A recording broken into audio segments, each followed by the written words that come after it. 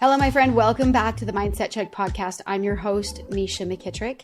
This is a podcast where I believe that as you take time for a mindset check, you have more power than you think you do.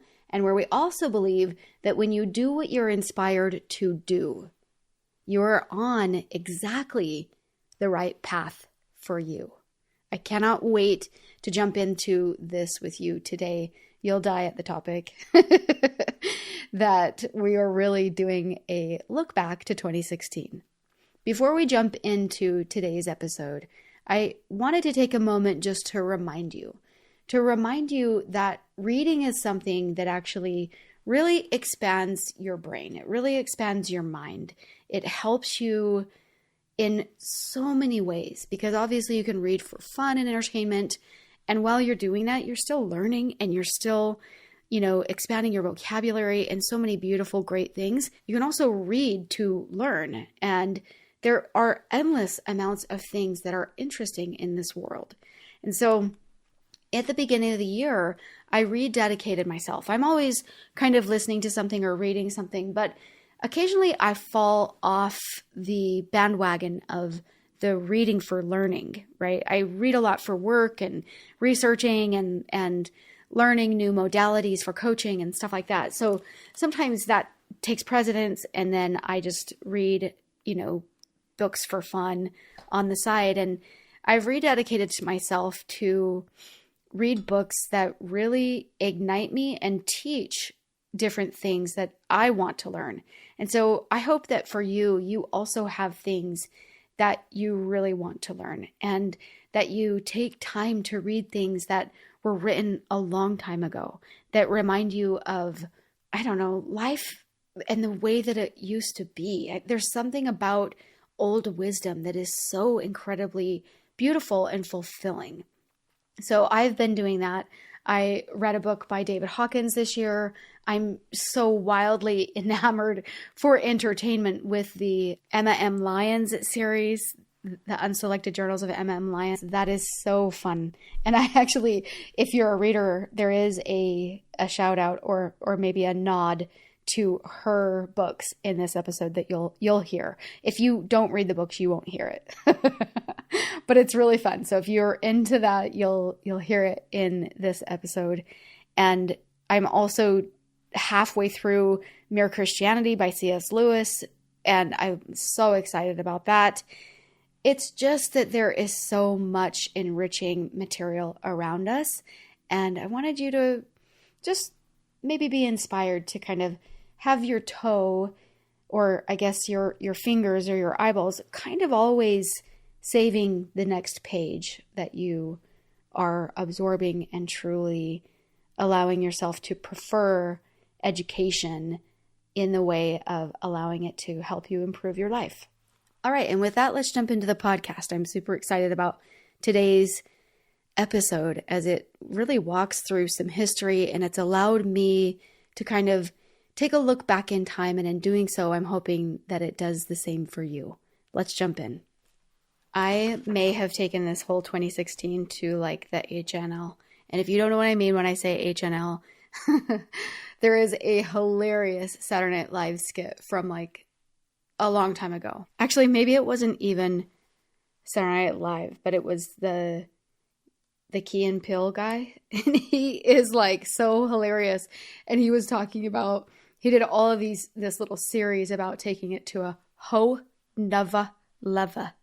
Like a whole nother level, right? Like, but that's the way that he says it in the skit. And so as an inside joke, we always say, when we're taking things like up a notch or to the top notch, we take it to the HNL. Okay. So I took the 2016 rewind. You may have seen it on social media. And if you haven't, it's basically just people looking back at their life in 2016 and just reminiscing a little bit, whether it's like outfits or maybe how far they've come or what they were doing 10 years ago or whatever. And it's this whole thing of like 2016 was such an incredible year, and 2026 is going to be like 2020 or 2016. So I started looking back through 2016, and indeed, it was a fantastic year. It was so full of so many things for my family. My kids were 6, 11, and 14. So, really in the throes of really, really raising a family. We did so many things that year. We traveled a whole bunch. We went tons of places. We did tons of activities. Just, back then I loved like hiking and camping, and I still love that stuff, but we just had a lot of time to do it. I had a lot of time, I should say, with my kids to do it, and thoroughly just enjoying life. I lived by a bit of a creed, and my creed when my kids especially were young was that I was building a life that I didn't, quote, have to escape from, because I feel like I was surrounded by enough people that felt like they had to get away to kind of recharge.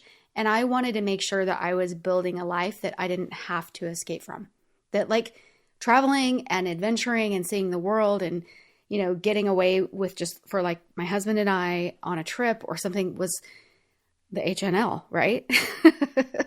It was the whole nother level.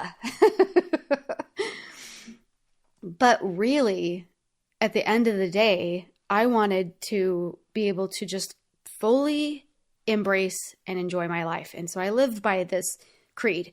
And if I could term 2016, I would say I was minding my business. I was gently minding my own business, creating this incredible life. And all of a sudden, out of nowhere, came this incredible redirection of life. So I want to talk to you about that today. And I want to drop in, first of all, with a couple of these entries that I wrote. And these are 2 that I wrote about being a mother. January 26th, 2016. A day in the life. Tonight, I thought about writing a long list of things I accomplished today, just so that one day when I'm old, I could look back at a day in the life of me as a busy mom. And I don't know, feel whatever I'll feel then. Which, if I had to guess, would be a sense of accomplishment mixed with a twinge of jealousy, or at least a desire to be able to pull off all the things I was once able to do in a day. One thing I know is that I'm at least at the age where I feel it when I crawl into this bed at night, sore and marveling and a tiny bit proud, happy to have a clean house, time with kids, a great dinner, and many tedious chores accomplished. I love what putting time into my kids does. I love that it literally changes them. It makes them happy and loving. I really needed today in that category.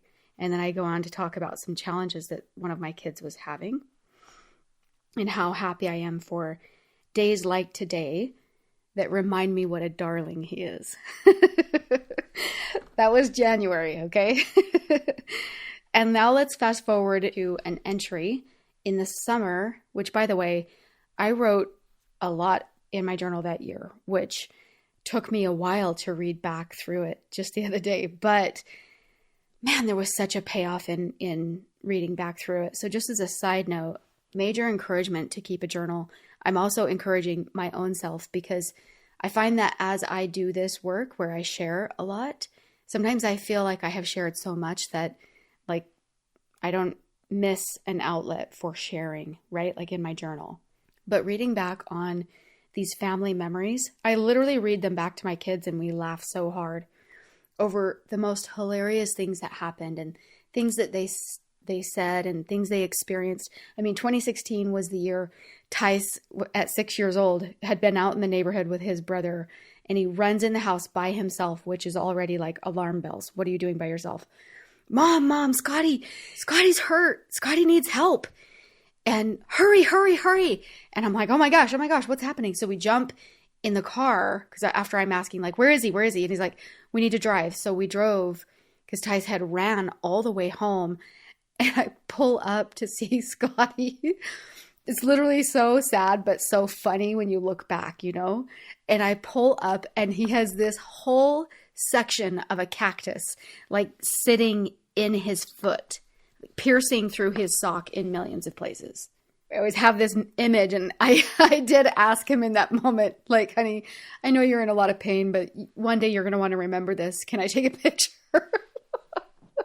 That picture is one of the most classic pictures that live in our house. So lots of really great memories like that maybe we would forget if we didn't document them, you know? And on top of that, journaling is just therapeutic. You get to know yourself more. You see more clearly what you are thinking and believing. And honestly, you can find your limiting beliefs faster when you write, when you journal, and you can see things that are happening in your life more clearly. And therefore, you also have more power because you can do something once you know. But if you don't know, you can't do anything. You just continue to live in ignorance. Okay. So I love journal writing, and I need to be better at doing more of it now in my life, especially looking back 10 years ago at how well I was doing with journal writing. Time in a season, right? Anyway, so jumping forward to this entry in the summer, this is in July. It says, right now I'm sitting on the beach watching the boys dig in the sand in front of me. Ty stayed behind to work on their sand art while Mac and Scotty are running out to the water with their boogie boards in hand. They are still young. I still have them more than their friends or future jobs, especially in the summer. I love watching their backs towards me as they scanter out to the waves, walking and talking side by side. It finally happened this trip. I have always had this belief, this idea that if you take your kids, just your kids, to the beach, they become friends again. In life, sometimes I feel that they can become enemies in a way, or more so at times, invaders of each other's space, a thorn in each other's sides when their brothers don't respect their things. When we leave that, when we leave things that separate them, when we leave friends, I feel like they can find each other again. They remember that in addition to being brothers, they're also friends, like really great, enjoyable friends with similar interests and backgrounds. Imagine that. I read this the other day and want to just cry, right? Because I don't see my kids. I don't have them more than the other things in their life have them, right? One of them is on a mission who I long to hug. I'm so excited for the day that he comes home this summer, that I get to put my arms around him. And my oldest, he's living far away, right? He lives in Puerto Rico, and I see him sometimes, and it's not a forever situation. It's just temporary, but they really are about living their lives right now, right? And this was a very tender and sweet time to be able to have them more than their school or jobs or anything else had them in their life. Even my 16-year-old right now, I get him, but I don't get him more than school and all the other things that he does gets him. And I think that is such an important thing for moms of young kids to remember and cherish and really hold on to that time that you have with your kids. So 2016, I'm pouring into my family, literally loving being a mother and doing my best to create it into the best life that we could have, right? To really live and create a happy existence. So in the backdrop of all of this, something else starts to happen. I start to get these little moments, and this was in the spring over the period of a couple of months. This was also the timing of episode 60 that I did this last year that is titled Angels Are Real, Let Me Tell You a Story. And that is the time that my grandfather passed away and my angel daughter had flowers delivered to me. If you've never heard that story, I highly recommend to go listen to that story because it's one of the biggest experiences I've ever had with heaven on this earth, and felt one day last spring like I should share it. So that's also happening in 2016. And in the background of these experiences and what's happening, I'm starting to receive some downloads and inspiration that are completely unmistakable, right? And it starts with just a few seeds. So the first seed was that I took a little trip with my girlfriends and we went to Las Vegas. And the trip really felt like it was on purpose. One of the things that we did was we went to an institute class, which is a religious class to learn about whatever scripture that they're studying at that time. And when I lived in Las Vegas, I had this teacher and she was literally so amazing. She was so amazing at what she did. And so when I went back with my friends, I took them to her class just because it was so astounding. And there was so much good that we circled around ourselves on this trip, the conversation and the things that we were doing, that you can't help but to ignite the best when you surround yourself with good. So on the last day of this trip, we go to lunch and we're talking and we're having such an incredible conversation with friends. And one of my friends brings up that there was this person that she knew where she had moved from that would always talk about, everybody has something called their life's work. And she shared that he recommends for everybody in their life to make a list of their strengths and their weaknesses. And as you make that list, you get really dialed into yourself. And at the point where you're dialed into yourself and you're starting to see your strengths, there will be one or a couple of things that you get really, really excited about. And that has something to do with your life's work. And so my friend proceeds to go around the table and asks all of us, what do you feel like is your life's work? And my brain was just like on fire, like, oh my word, like this is an incredible topic, an incredible thing to ponder. And when she came to me, I would have said something similar to this. This is what I wrote in my journal. I talked about how my favorite thing is what I call the work of the heart. Which, side note, I just want to pause and say, like, this is so incredible that I ended up finding heart coherence and how much I feel like our heart is the home for our spirit and really has the potential to change our internal state as we go through life. So I just sit back in awe. And that's what remembering can, reminiscing and remembering can do. It can help you see that what you're about has always been in you. It was given to you so long ago. And that's a part of what you are here to do. It's really incredible. Okay, so I say the work of the heart and working with people, sharing and helping.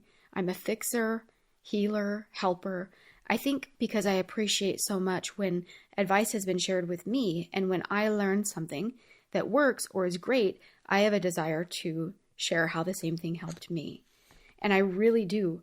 When someone tells me they're struggling with their health in any way, I have a desire to fix, to give them tools, information, or to help them work it out in their brains. I feel like people share with me, and I'm privileged that to them, I feel like a safe person. And I'm grateful for that trust. I love to motivate and inspire. And I say this not to boast, but when this sacred work happens, I know I have assistance from on high. I know that I've been given life experiences that help me help others. It's a humbling experience that also teaches me. So I share that with the girls, and my friend asks me if something called my patriarchal blessing. It's something that in our religion we receive. We receive at one time in our life. It's kind of like this blessing that is laid upon us and kind of gives us direction and helps us to be more in tune with our life's purpose and what we're here to do on earth. And she asks me, does anything in your patriarchal blessing connect with that desire in your heart. And I got super emotional. I write in my journal that I got emotional and filled with gratitude when I read aloud these words to my husband, Jake. Give service to others. Think of the lives of others and how you can bless them. Be creative in that service and extend yourself beyond yourself to give of your capabilities. Oh my gosh, it's making me emotional. To give of your capabilities and your talents and give of yourself in service. And your service to the saints will bring you joy and peace. This was humbling and motivating to be so aware of such a calling. I know that this brings me joy and peace, for I feel it as strong as I get to relate to others. I love truth, and I love to connect to a life truth in a way that makes me tick. And I know my best companion in this work is the Holy Ghost, and I stand grateful and I stand motivated to do my life's work.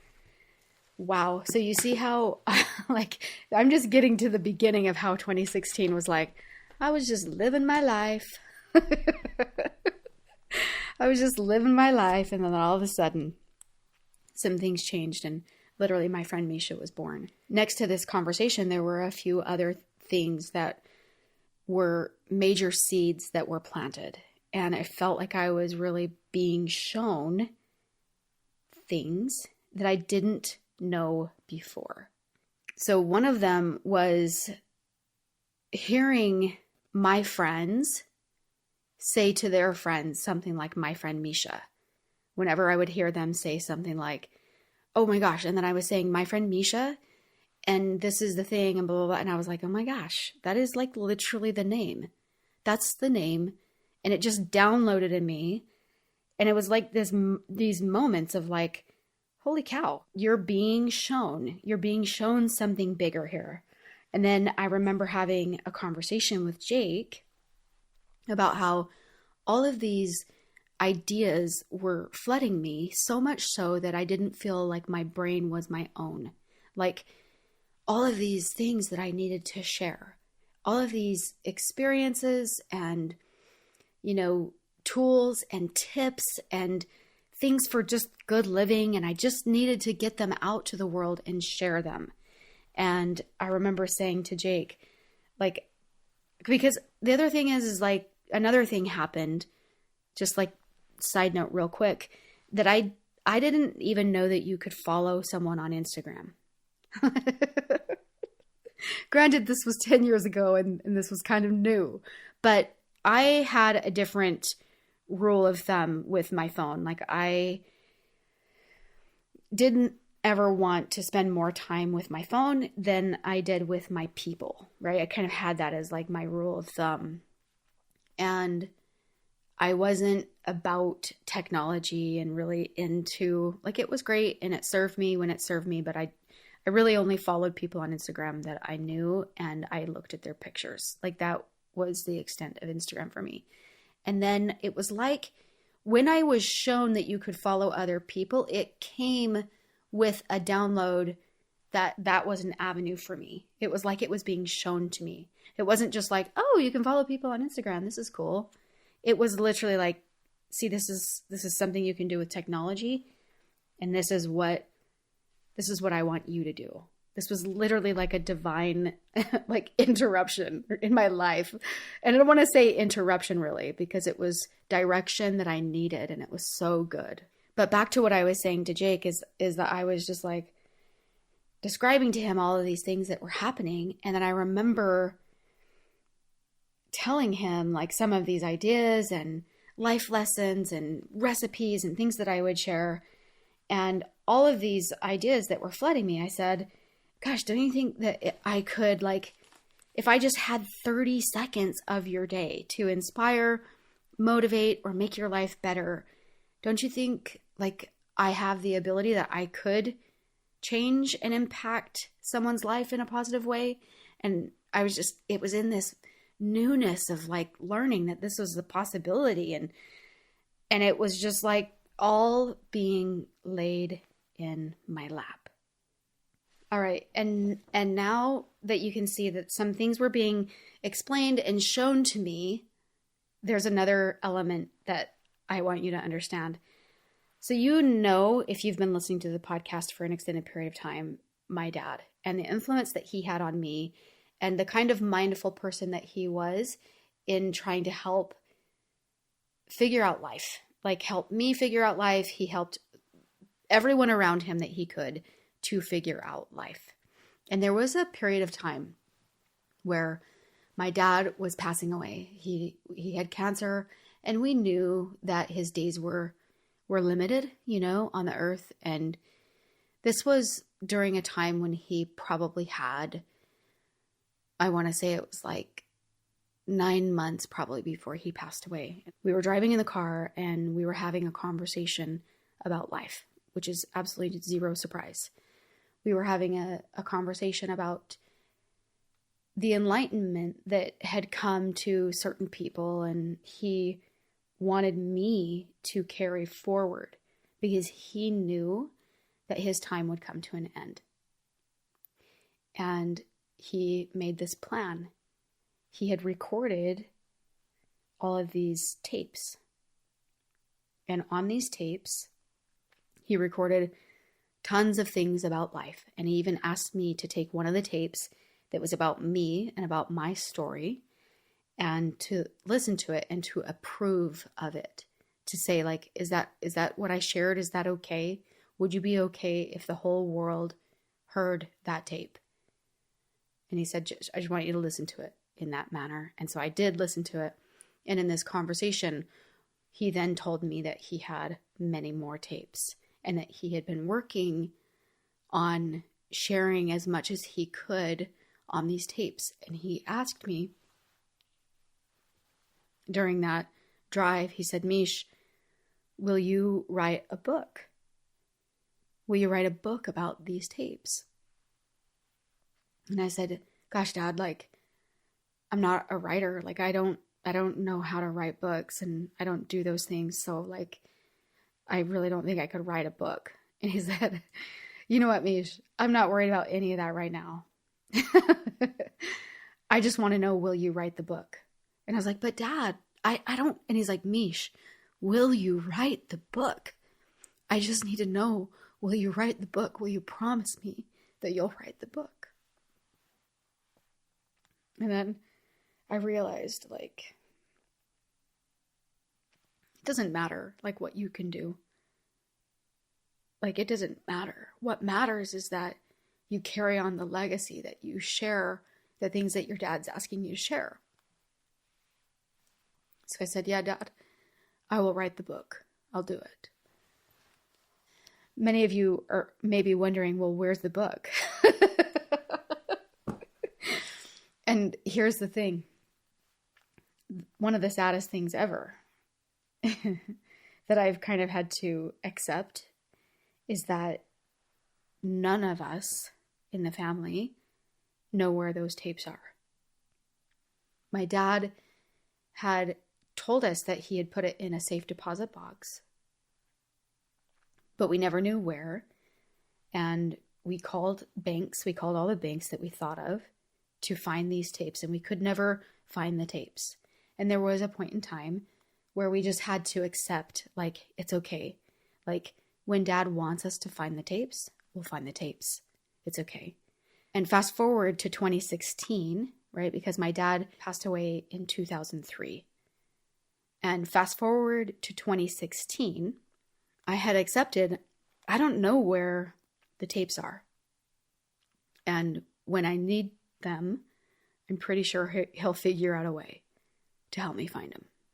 Well, one day, during the middle of all of these little seeds that had been being planted, I was also feeling a little overwhelmed with, like, my brain not being my own and all of this, like, awareness of the technology side of things. So if you're going to post on Instagram, you need to know how to do it. And if you're going to create a website, you need to know how to do it.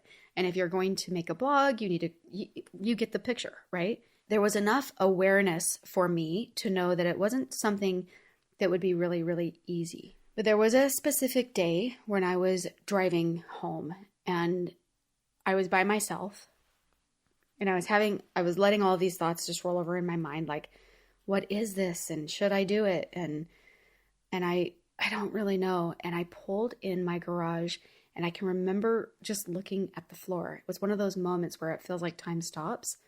And I just felt this impression. And Mish, this will be a way for you to share your dad's life lessons. And I was like, okay. Okay. Part of it's like, is this real? Is this even happening?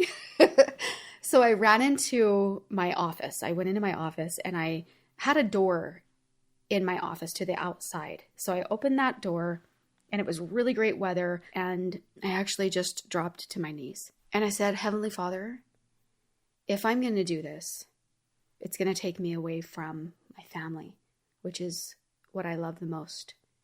It'll take me away from them. Not completely, but it will steal a little bit of that time.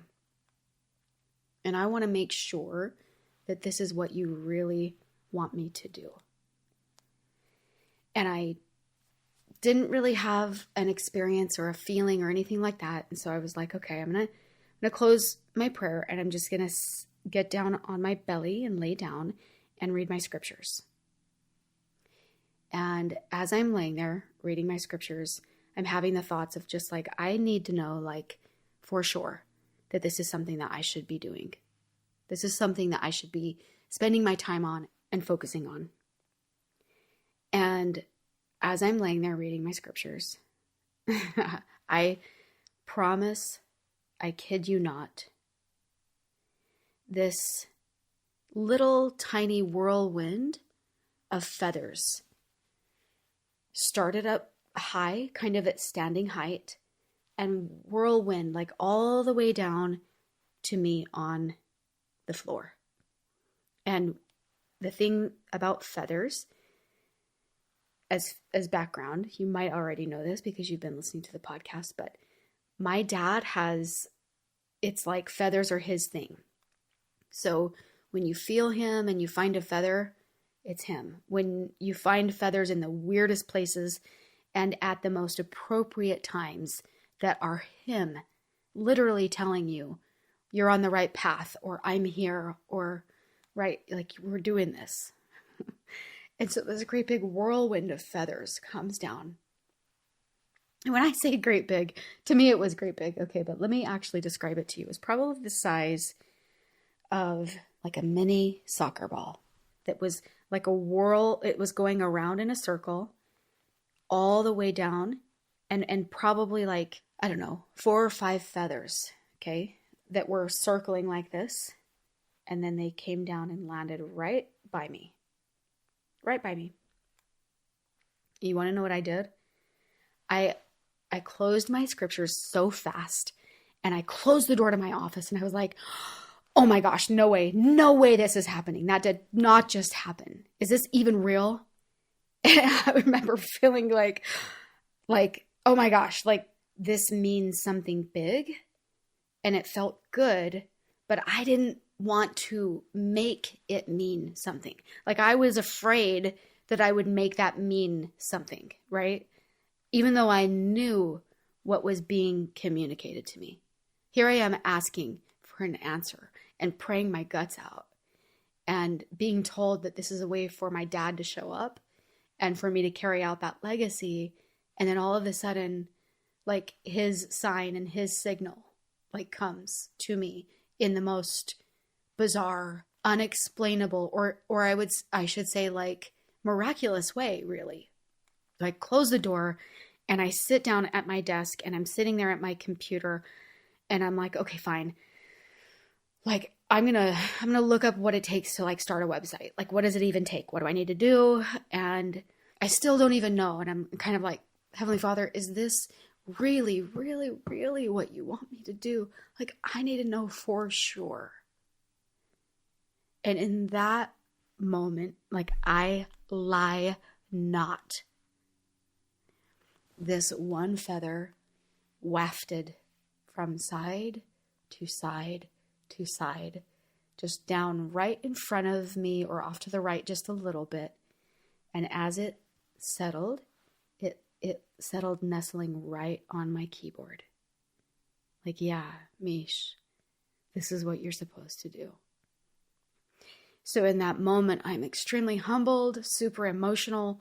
My jaw just feels like it's like permanently stuck in open, like my jaw's on the ground. And literally I stop and I say out loud, okay, Dad, I'll do it. I'll do it. Oh, it was so good. And in my journal right here, I said, oh my gosh, there was a whole nother like seed that had been planted in me as well that was written in a book that I was reading. And this is what she writes. She said, I have something to say about that, as she's talking about people who may have a desire to write a book. She's asking people just to like step up in life and do what you're called to do. And there might be people that have a desire to write a book. And she said, I have something to say about that. Write it. Even if it's not perfect. In fact, it's better if it's not perfect. And then in that moment when I read that, I literally felt like my brain flooding with all this inspiration and all these ideas. And I was almost wondering, okay, if I do this, will I ever feel normal again? Will I ever like get my brain back? Isn't that funny? And then what's interesting about 2016 is that was in like the middle of May when all the seeds were planted and where I was really sure that this is what I was supposed to be doing. And then summer came and all of those thoughts in my brain paused. And I was with my kids, I was with my family. And I kid you not, the week before school started up, they all came back. It was like, okay, remember? Do you remember what we talked about? You remember what we did? You remember what we figured out? And so at that point, I did just work as much as I could. Like I was completely dedicated to my family. They were number one priority. And on the side, I built websites. On the side, I figured out Instagram. On the side, I figured out literally every other download or inspiration or ask that came of me because more and more and more came. It didn't just stop at let's do Instagram and let's build a website. It became, next it was like, hey, Mish, it's time to figure out YouTube. And I remember being like, what? I don't know this first thing about that. And then it was public speaking. And I joined a public speaking group that I was a part of for years and learned how to clean clutter out of my language. And each of these things, like even editing myself on those YouTube videos, was literally so painful because it took me a long time to make a YouTube video where I could get up right now today and be like, yada, yada, yada, yada. I could just get up and talk about the thing. And I remember just being so like, it was hard. It was hard for me to get out what I was trying to say. And there was a lot of vocal clutter and it was difficult. And I learned a lot along the way. Then after public speaking came TikTok, and TikTok was an area or a space where, it was short form video content. And that happened before Instagram Reels was a thing. So Instagram Reels didn't exist when I started doing TikTok. And I learned how to say things in a very succinct way because I had under 1 minute to say it. And so that really helped me learn that. And then I started to come into the arena of what it would be like to coach and to form a podcast and all of these things. And it's so interesting that I can look back at my life and I can see that all of the things along the way, that it didn't really matter what it was that I was per se doing, right? Like it didn't really matter if it was about a recipe or a natural cure or a tip. Because, if I could go back and tell that girl starting YouTube, like even one thing, I would say, pick one category, Mish. Don't try to do, parenting and natural healing. And by the way, paddleboard yoga and recipes and literally everything that came into my brain, I just put it out there. And while I would go back and tell myself to like focus on one thing, because that is where the algorithm gets confused and it's really muddy. And you have to start learning how to think in the arena of how you'll be favored by technology or the algorithm, etc. But when I look back on that, and I look back on all of the things that I was focusing on, one thing that I needed was the experience. I didn't necessarily need to do, a certain category and all the success. Maybe I wouldn't have become a coach if I was, teaching about natural healing on YouTube. So to me, it's easier when you are farther ahead in the game and you can look back and evaluate your life, and you can evaluate the way things shook out and why did they shake out that way. And another thing that was really beautiful about the way that things shook out for me is that as I was listening and acting on inspiration that I received, I was learning. I was the one who learned more about life because I was seeking it also to be able to share. So I was in this open state all the time and allowing and thirsty anyway. I've always been thirsty for information, but thirsty in a way that when the bigger things in life came, right? When it became really apparent that my husband was struggling with anxiety so much, I was able to learn about it in a way that could be helpful not just to who I was sharing with, but helpful to my husband, helpful to my family. And in the same regard, I have a child who is an empath and didn't know what that was back then. And yes, I wish I could go back and say to my younger self, learn about this earlier so that it can be helpful. But there is something about learning as we go. And remember Ubuntu, basically the term that says I am who I am because of who you are. I have learned what I have learned to help you. And that's why, already in my nature, I was a fixer or a healer or a helper. But when things came up for my family, those were the things that I absorbed and learned. And those are the things that I now get to coach and help people walk through life with. Because I first walked through it with my family. So I think to wrap this up, this 2016 look back and how My Friend Mesha was born, is to literally just be willing to do what you're inspired to do in your life. Think about your life's work. Think about your strengths and your weaknesses and the seeds that are planted inside of you.